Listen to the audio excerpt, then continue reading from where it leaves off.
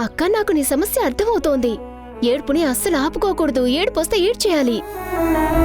నీ మనసులో ఉన్నది నాకు చెప్పక్కా. నాకే కష్టం వచ్చినా నువ్వున్నావు అని అప్పుడప్పుడు చెప్తూ ఉంటావు కదక్కా. నీకు సమస్య అంటే నేనుంటాను కదక్కా.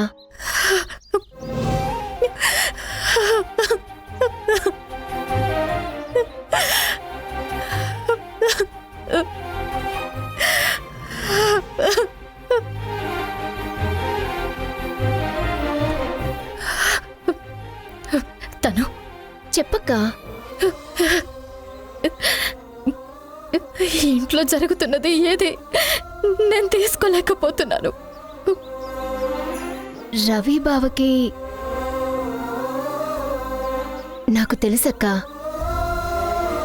నువ్వు ఆ రోజు మాటకి బావ అని పిలవకూడదు అని చెప్పావు, కానీ లోపల లోపల నీకు ఆశ ఉంది కదక్కా.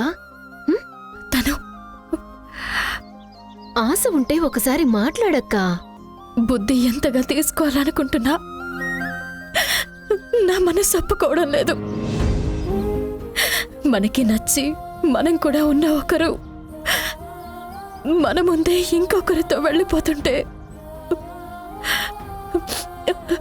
లోపల బాధ ఉంటుంది కదా. ఆ బాధనే నేను ఇప్పుడు అనుభవిస్తున్నాను. ఎంతగా నాకు నేను నచ్చ చెప్పుకున్నా నా మనసు అది ఒప్పుకోనంటుంది. ఆయన నాకు వద్దు, తనకి నచ్చిన అమ్మాయిని పెళ్లి చేసుకోమని నేనే చెప్పాను. కానీ ఆయన్ని వేరే అమ్మాయితో చూస్తున్నప్పుడు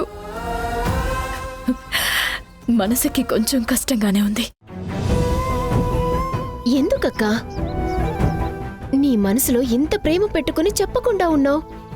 ఝాన్సీ అమ్మతో ఒక్క మాట నువ్వు నేను రవిని లవ్ చేస్తున్నాను, తనతోనే ఉండాలి అనుకుంటున్నాను అని చెప్తే ఈ ప్రపంచమే అడ్డొచ్చినా ఆవిడే మిమ్మల్ని కలుపుతుంది కదక్కా. లేదు, తప్పుతాను. మనం వాళ్ళని కోరుకున్నాము, వాళ్ళు మనల్ని కోరుకోవాలి కదా. రవి బావకి నీ మీద లవ్ లేదని అనుకుంటున్నావా? లేదుగా. నువ్వెలా దాస్తున్నావో రవి బావ కూడా అలానే దాస్తూ ఉన్నాడు. దానికేంటి అని కారణం నాకు కూడా తెలీదక్కా, కానీ ఖచ్చితంగా ఆయన నిన్ను లవ్ చేస్తున్నారక్కా. లేదు, తను ఆయన నన్ను లవ్ చేయకుండానే ఉండని. అప్పుడే నా మనసుకి ఎప్పటికైనా ఊరట దొరుకుతుంది. మనల్ని కోరుకునే వాళ్ళని నువ్వెలా కోరుకుంటున్నావు బంగారి అని నన్ను నేను అడగగలను. ఆ ఒక్క ప్రశ్ననే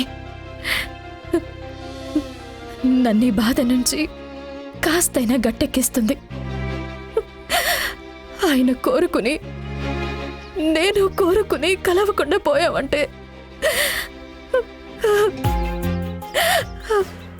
అది జీవితంలో ఎప్పటికీ మానని గాయంగా మిగులుతుంది. అక్కా ఏడవకక్కా, నిన్నసలు ఎలా ఓదార్చాలో నాకు అర్థం కావడం లేదు. పర్వాలేదు తను, నేను కొంచెం రిలాక్స్ అయ్యాను. దీని గురించి నువ్వు ఎవరితోనూ మాట్లాడకూడదు. ఏంటి, అర్థమైందా? బంగారీ, నువ్వు రవిని ఇంతగా లవ్ చేస్తున్నావా? ఎన్ని రోజులు మాకు తెలియకుండా పోయిందే. బంగారు లాంటి బంగారుని వద్దని ఆ సంయుక్తం చేసుకుంటా అంటున్నాడు. పెద్ద దద్దిరా మామ నువ్వు.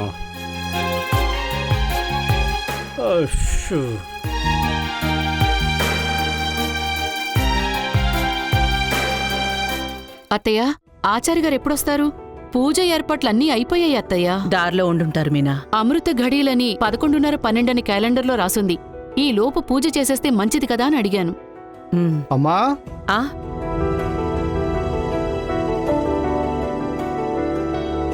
నమస్కారం. నమస్కారం అమ్మా. నమస్కారం బాబు. నమస్కారం అండి. ఏంటి లేట్ అయింది? వచ్చే రూట్లో ట్రాఫిక్ ఎక్కువగా ఉండిందమ్మా. సరే, వెంటనే పూజను మొదలు పెడదాం. మొదలు పెట్టేస్తానమ్మా. అమ్మూరు తల్లి, ఇదిగోండమ్మా.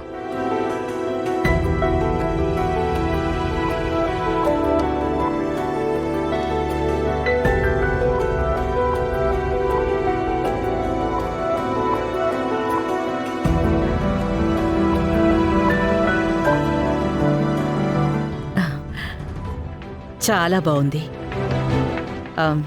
పూజ ప్రారంభిద్దామా? ప్రారంభిద్దామమ్మా. రండి. రండమ్మా.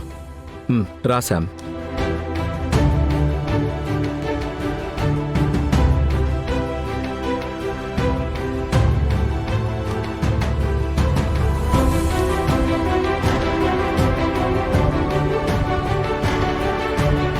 మీనా, అత్తయ్య అందర్నీ పిలు. ఆ వెన్నెల, వర్షిణి, శేషు, అన్నయ్య, వదిన అందరూ రండి.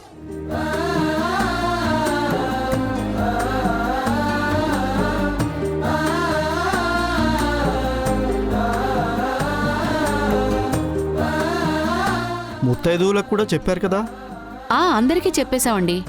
ఎప్పుడు వస్తారు? బంగారి, అందరికీ చెప్పావు కదా? వచ్చేస్తున్నారు మేడం. ఏంటి బంగారి, ఆచార్య గారు వచ్చేశారు. మంచి ముహూర్తంలోనే పనులు మొదలు పెట్టాలి. ఇంకా వస్తున్నారంటే ఎలా? అమ్మా,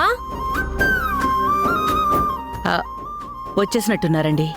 వెళ్ళి హారతి తీసుకుని రండమ్మా. మణమ్మా, అమ్మా, హారతి తీసుకునిరా. ఇప్పుడే తెస్తున్నానమ్మా.